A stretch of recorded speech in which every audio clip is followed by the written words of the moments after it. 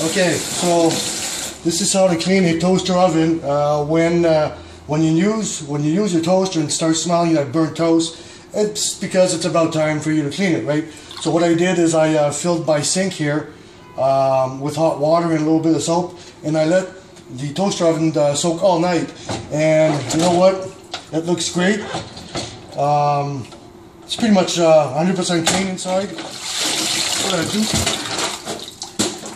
What I'll do is I'll plug it and put it on the high setting, and when I turn it on, it's going to heat and everything's going to come out like really clean and dry. Alright, high, go.